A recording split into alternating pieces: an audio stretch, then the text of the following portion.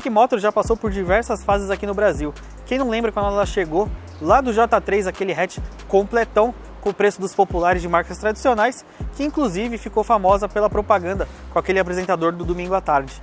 A marca ficou escondida um tempo, mas agora investe em dois segmentos. Os elétricos, que você pode ver inclusive uma avaliação aqui no canal do iEV20, e em SUVs, que é o caso desse aqui, o T60. E aí, vamos conhecer em detalhes? Então vamos embora.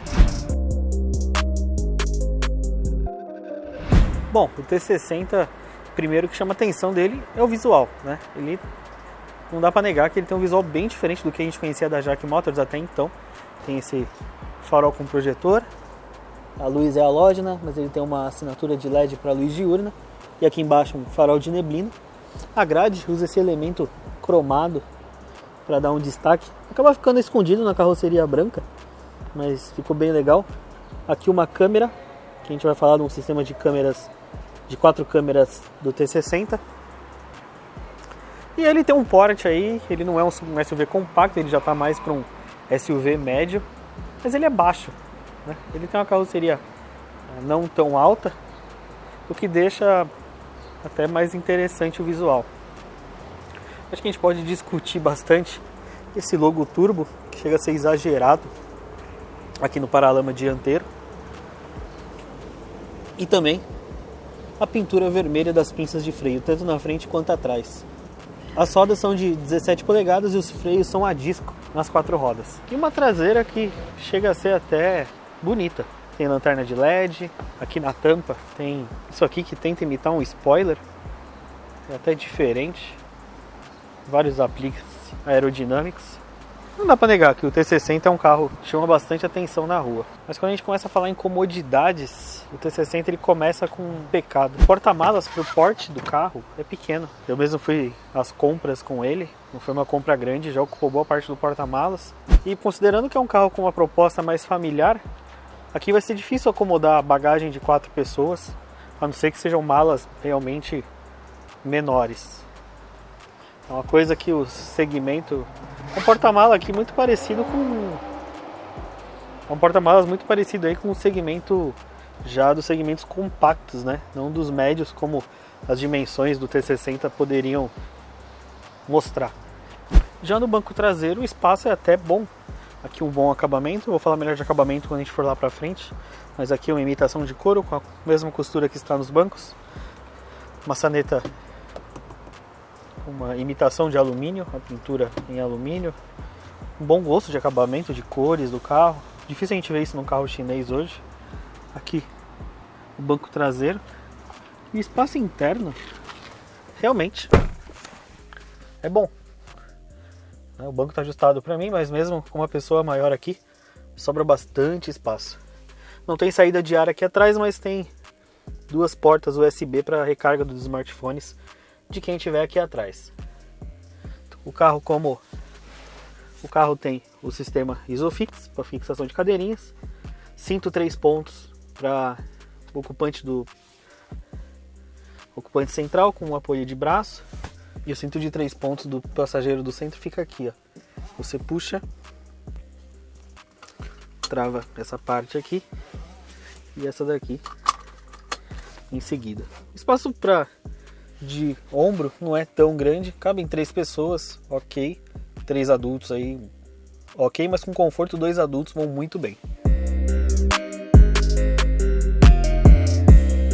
Aqui dentro, outra coisa que me surpreende é o acabamento do T60, é legal, ele tem também o mesmo tecido, imitação de couro que tem nas portas aqui no meio do painel. Aqui pode parecer uma tela, mas eu vou mostrar o que é já. Aqui a central multimídia, saídas de ar aqui com um detalhe que combina com a maçaneta, um detalhe em alumínio. Aqui em cima também forrado com o tecido e a costura dos bancos. No geral, um acabamento muito bom, peças alinhadas, um plástico rígido, mas de boa qualidade, não parece um plástico que vai estragar com o tempo. Mesma coisa aqui nas portas do tecido, do acabamento em alumínio nas maçanetas. Botão de regulagem do retrovisor. Aqui câmbio automático tipo CVT que simula 6 marchas, vamos falar dele quando a gente for andar. Aqui freio de mão elétrico, freio de mão elétrico com o sistema auto-hold, aquele que deixa o carro parado no trânsito sem necessidade do pé no freio. Chave presencial, você pode guardar aqui. E aqui um curioso lugar para guardar o celular. Seria interessante se esse lugar aqui pudesse ser até um carregador de indução, como o Cruze usa um sistema muito parecido, que você põe aqui um telefone e ele já faz a recarga. Não é o caso do Jaque. Aqui continua a imitação de couro com a mesma costura. O volante, uma posição de direção no geral. E aqui o painel de instrumentos, que é um detalhe bem legal. Ele é configurável. Ele tem 3 modos, lembra muito o painel do Peugeot 3008, que também tem os modos de selecionáveis. São esses 3, aí você pode escolher. E as informações aqui de computador de bordo, aqui de multimídia ou uma parte de configuração do carro. Acendimento automático dos faróis, que são halógenos, como eu já disse, farol de neblina, controles do piloto automático, daqui uma parte do som, aqui da parte do painel e também do sistema de som. E aqui, como eu falei, não é bem uma tela aqui no meio. Acho que dá para vocês verem bem. Ele tem aqui as funções para controlar a central multimídia, aqui em cima. E aqui para controlar o ar-condicionado. Já fiz essa crítica até para carros mais caros. Esse sistema sem botões físicos exige que você preste um pouco mais de atenção para operar, né? Então é algo discutível. O próprio sistema de som pouco usei por aqui, ou eu uso pelo toque na tela ou pelo volante. E inclusive a central multimídia, apesar de ter um software legal, um pouco lento para algumas funções, mas ele funciona muito bem, só não tem Apple CarPlay e Android Auto, uma falha da Jaque, que insiste em colocar um outro sistema que não é os dois mais utilizados aí pelo público. Aqui eu vou até ligar o ar-condicionado para vocês verem como é que fica. Eu aperto o botão aqui, só que não aparece nada aqui. O ar-condicionado não é automático. Aí ele aparece aqui em cima. Velocidade, se eu mexer na temperatura, né, ele aparece aqui. Velocidade da ventilação, recirculação. Então é assim, um sistema bonito de se ver, mas um pouco não prático de usar. O botão de partida fica num ponto bem legal. O carro não tem start-stop. E aqui que eu falei das câmeras, tem uma câmera lá na frente, uma em cada retrovisor e uma lá atrás, que é o sistema aqui de 360 graus. Que aqui ele está apontando para frente, engatar ré, ele mostra atrás, o drive, neutro drive, ele mostra aí os 4 ângulos, ele faz a simulação até que bem dos 4 pontos. Aqui ele mostra para onde o volante está direcionado. E agora vamos andar no carro, que eu quero falar de motor e transmissão e se realmente vale a pena ter o Jaque T60 na garagem.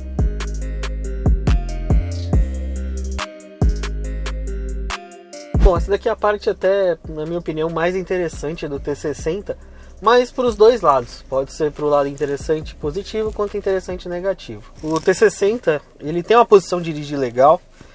Primeiro momento você estranha, porque o painel está até numa posição baixa, né? Embaixo aqui da linha das portas. Normalmente a gente está acostumado que o painel acompanhe aqui a linha das portas. Então a gente tem uma porta alta, né? Então é diferente, mas você acaba acostumando. A posição de dirigir é gostosa, a direção elétrica só tem regulagem de altura, não tem profundidade. Esse aqui é o range, né, de altura. O banco tem a regulagem elétrica, só que apenas aqui para distância. O encosto aqui já é na mão e a altura também é elétrica. Você também consegue subir o banco na parte elétrica, mas só no banco do motorista. O banco do passageiro ele tem a operação todas manuais. Mas a posição de dirigir é boa. O carro é leve de condução, não é um carro cansativo. Aqui a gente tem um motor 1.5 turbo, um motor inédito da Jaque no Brasil. Um motor legal, até que funciona suave, né, mesmo nível de concorrentes diretos. E um câmbio CVT de 6 marchas, que pode ser o que não deixa esse carro brilhar mais quando a gente fala em andar. E falando em andar, vamos lá? Então o carro assim, ele tem um isolamento acústico legal, você tem o mesmo nível de barulho de motor aí de outros modelos do segmento, né? Ele não é um motor que é muito barulhento ou enche o saco. E até em desempenho ele vai bem na cidade aqui. Você pisa, ele já responde. O CVT já faz o trabalho dele, né? De escolher rotação, de se posicionar na faixa ideal, a faixa que ele foi programada. E na cidade ele é confortável. Você ouve pouco barulho de motor, de transmissão funcionando. Só se você realmente acelerar, que aí você começa a ouvir mais barulho. Mas é algo natural de qualquer carro, principalmente com o câmbio CVT, que tem aquela operação de travar a rotação mais alta e continuar acelerando. Mas o Jaque tem um desempenho bom, né? É um carro gostoso de dirigir, eu já disse. A questão é a seguinte: os chineses, o carro ele é muito confortável de suspensão, bastante confortável, é um acerto mirado no conforto dos passageiros, do motorista para dirigir. Só que chega a ser exageradamente mole o carro, né? Ele tem bastante rolagem de carroceria. Você pega uma ondulação, você está na estrada ou numa via aqui, que nem a Marginal Pinheiros de São Paulo, você pega uma ondulação, você vê a carroceria movimentando bastante, mas você poderia até relevar e falar, não, o carro é confortável, propostas e tudo bem. A questão que, na verdade, não é questão do T60, é uma questão até que envolve carros chineses no geral. Lembrando que o Motor1 nunca... A gente não teve um contato tão grande com os Caoa Chery. Não podemos falar dos Caoa Chery ainda. Estamos aguardando esses carros serem emprestados pra gente fazer uma análise mais completa. Mas é um carro... Os Jaque em si, eles têm uma configuração de suspensão que ela bate um pouco demais. Final de curso, de amortecedor muito fácil. Você percebe que pode ser até a parte de embuchamento, parte de borracha do carro, ela não é tão firme, então você passa em buraco, em rua esburacada, você começa a ouvir vários barulhos. É como se o carro aqui, no caso aqui eu tô com um carro com cerca de 1000 km, parece que o carro tem mais. Começa a aparecer aqueles barulhos de suspensão que normalmente a gente encararia como alguma peça com problema, com algum problema de desgaste, mas aqui no caso é algo do carro, o que é um ponto negativo. E outra crítica é o câmbio CVT, ele é muito focado em economia, bastante focado em economia. Então parece que ele segura um pouco do motor, ele segura um pouco o fôlego do motor. Não é uma conversa tão sincera entre eles, né? É um motor, aparentemente um motor bom, com bons números, e o câmbio segura tudo isso que o motor quer fazer. Ao mesmo tempo teve médias de consumo ok dentro do segmento, considerando que é um motor 1.5 turbo, mas e roda só na gasolina, não é flex. Então também tem que ponderar isso na hora de fazer a compra. E por exemplo, numa saída, no meu caso eu moro numa rua que é uma ladeira, você vê que o câmbio ele demora, o motor começa inclusive a ter pressão positiva do turbo e o câmbio não soltou o carro. Então você percebe aí alguns momentos de marasmo do câmbio, ele fica muito focado ali, preocupado com a economia e esquece do resto. A gente vai fazer uma retomadinha aqui, aproveitar que a gente está abaixo do limite da via, tem que fazer uma ultrapassagem, e ele cresce rápido, não dá para negar.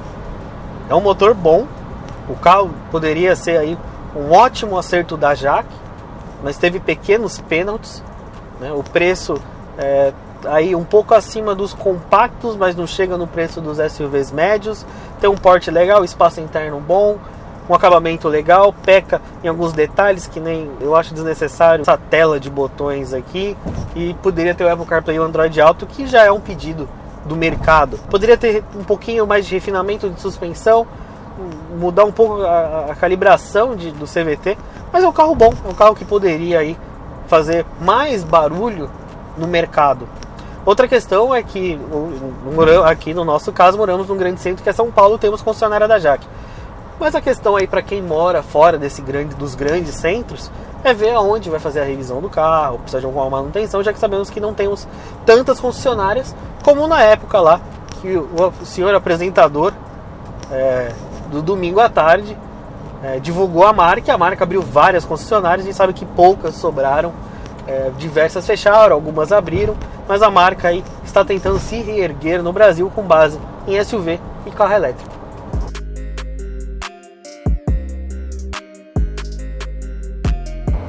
E é isso, pessoal. E aí, o que vocês acharam do T60? Vocês acham que você não ligaria para esses defeitos que ele tem e pagaria o valor cobrado? Essa aqui é a versão top, com um teto solar, o painel digital e alguns outros detalhes? Ou prefere ali pegar um SUV compacto de uma marca mais tradicional? Comenta aí embaixo e a gente se vê numa próxima. Valeu!